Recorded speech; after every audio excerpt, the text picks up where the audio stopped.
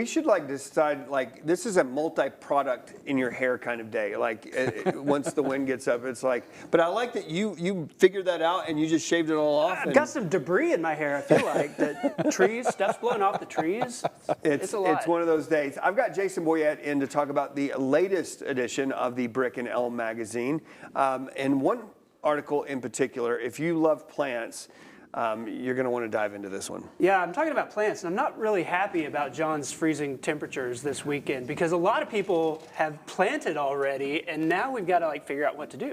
Yeah, did you plant? We've got stuff in the ground. Yeah, that's not going to love the 32-degree temperatures. So yeah, that's. I'll be like draping myself over some of my baby plants out in the garden overnight. Yeah, I'm going to have to be checking on you. Let's talk about so we're talking about plants in this issue. This is our home issue. We've wanted to do a story for a while about the growing number of plant boutiques and indie greenhouses in Amarillo. Because plants had a big moment during the pandemic. People couldn't get out, so they cared for like a single living thing inside their apartments and stuff like that. And so there's been a real renaissance in interest in houseplants and planting and gardens and stuff. What is driving that?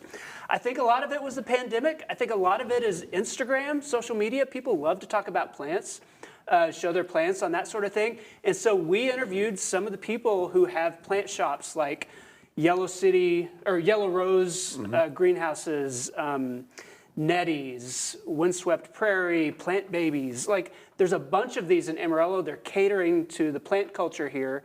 You don't just have to go to the big box stores, to get your plants. You've got some experts here. They can talk to you about what will grow in the ground here, what will grow inside your window. It was a really fun thing to write and research.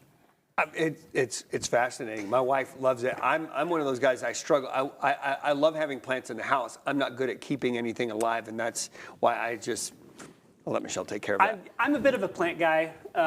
In my family, I try to be the one to keep things alive and have done fairly well. What I love about this is there's so many stories, and the people involved are not just like, oh, here's a business opportunity, I'll sell some plants. Like these are people, some that grew up, in the industry, some that went to horticulture school so that they could become experts in this kind of thing.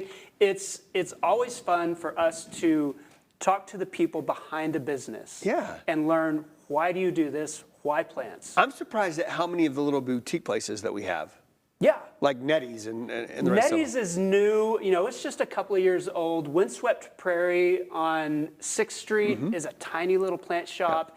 Julie Fullington, who used to be at Windswept Prairie, has just opened Plant Babies. She has this really cute little shop with a bunch of interesting plants there. There are places to get really rare and, the kinds of plants that you wouldn't find at Lowe's or Home Depot or someplace like that.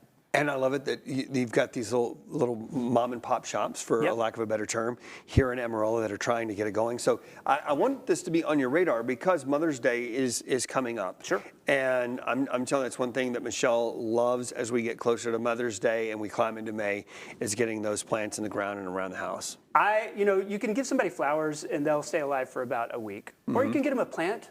And if you're decent, you can keep it alive for a season at least. Maybe more than a year. Some people can do it, some people can't. I totally understand that. But I love it. Where can we get all right, so Brick and Elm, you can find it at United Supermarkets, Market Street. Go to brickandelm.com. We've got our next issue, May, June, coming out in just a few days. And if you love homes and just all of the things around that, this is definitely, make sure that you pick this up. A lot of good stuff in this one. Parade of Homes is coming up, and we talk about that in this episode, or this issue too. Okay, Jason, I appreciate it. We do have more Studio 4 coming up after this.